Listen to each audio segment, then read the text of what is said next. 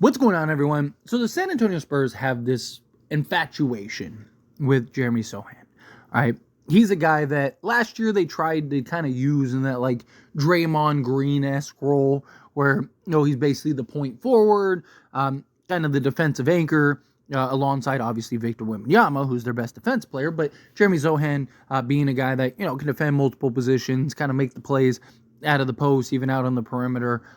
And just like Draymond, although Draymond was actually very good shooting the three ball last year, but historically, not really a great three-point shooter.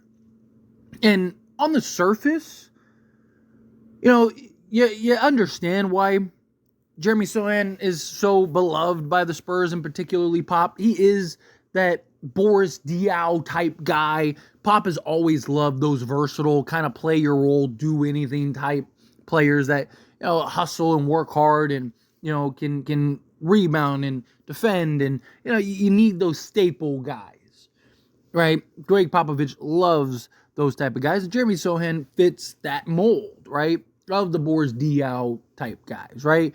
And he's 21 years old, right? Just turned 21 in May. So there's plenty of room, plenty of growth, plenty of potential, plenty of upside. He's young enough to have been drafted in this year's draft. I mean, several guys in this year's draft were only a couple months younger than Jeremy Sochan. A couple guys drafted even in the top are like the same age as Jeremy Sochan. So, to have his 6'8" size and his wingspan, his versatility, I don't hate let's wait and see with Jeremy Sochan.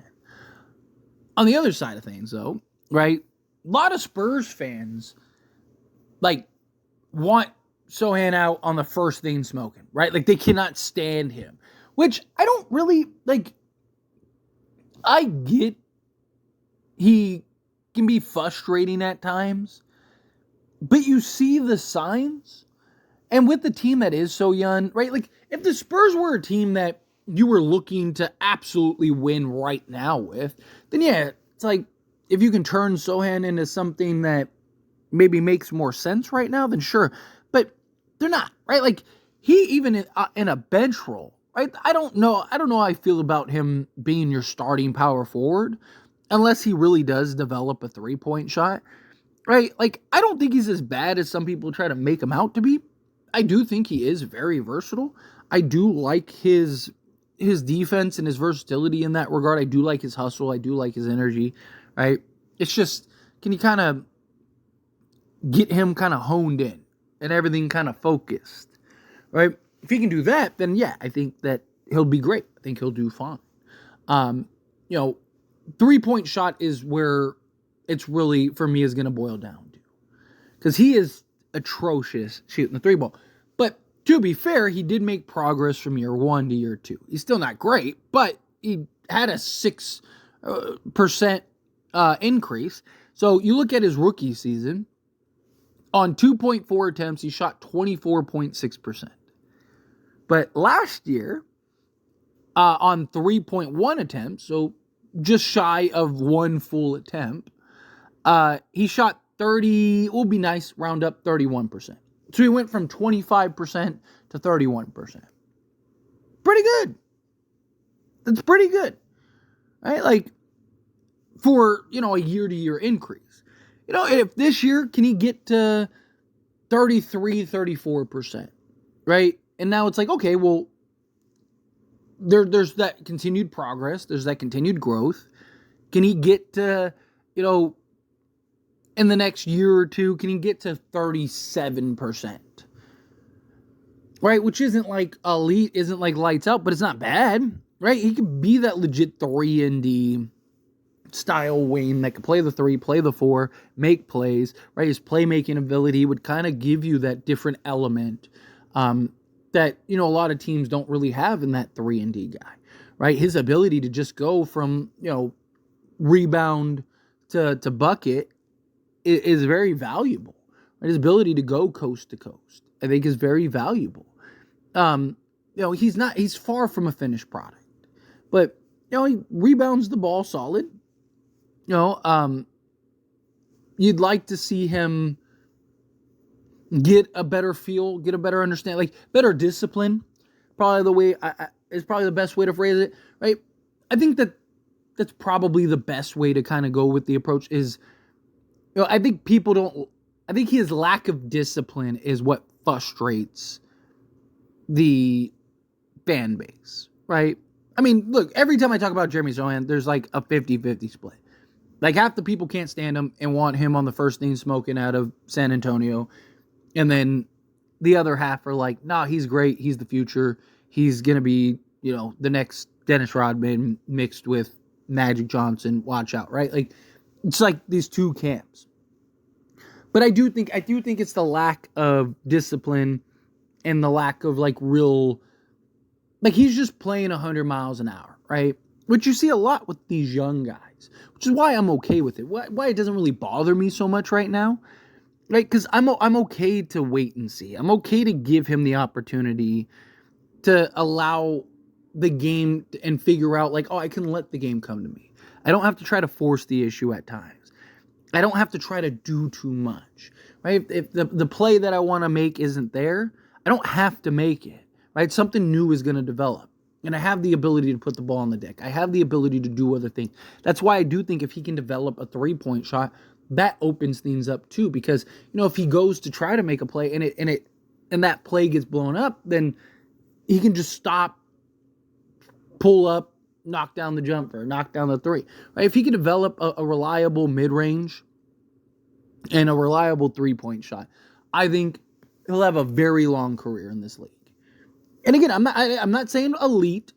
I'm not saying he has to shoot, again, 40% from three or anything like that. But if he can be at least around 36, 37%, which is, again, roughly league average, then yes, I do think that he's a guy that will have a lot of longevity in this league because of his defensive versatility, because of his rebounding, because of his energy and his effort and his hustle and all that stuff, right? Play him at the four, play him at the three, especially if he develops that shot, even small ball center at times, right? I really want to see the continued progress, right? Like, you saw the continued progress last season, but he gave you a lot of the same stats, right? He went 11 points to 11.6 points, right? He went from 0.4 blocks to 0.5 blocks, right? He was 0.8 steals both years, 2.5 assists to 3.4 assists, 5.3 rebounds to 6.4 rebounds. And, you kind of just, again, going down the list, 69.8% from the free throw line to 77.1%. EFG of 48.3. Both years, that was the same. But 2-point percentage went down just slightly. It went from 51.9% to 49.2%, but on 7.5 attempts to 7.4 attempts. So basically the same exact 2-point percentage. So you'd like to see, again, that be a little more efficient. 3-point percentage on a higher volume went up 6%. Again, higher volume, it's basically just one, but still it's more than it was the previous year. His overall field goal percentage did drop from 45.3% to 43.8%. But again, that's the 0.4 difference from the 2-point range.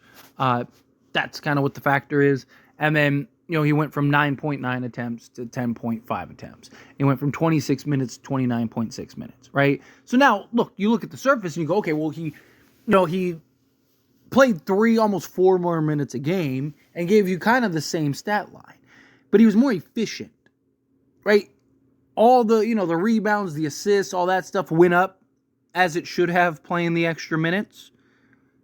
But everything else was just more efficient. He was more efficient, more effective in that regard. And that's where I think his value really comes in. That's where I like Jeremy Sochan, and I think that he can continue. If he can now, going into year 3, just give you that little uptick, right? Say he's playing... Because I don't know, does he really play 30 minutes a game again? Maybe. I could see him getting less minutes now. I could see him around 25 minutes now because you got Harrison Barnes. And I think you can slide over Harrison Barnes at the 4 a lot. And then also play like Keldon Johnson at the 3 or Devin Vassell or Stephon Castle, right? Like, you could have him slide over and do that. Like, I think his minutes will go down.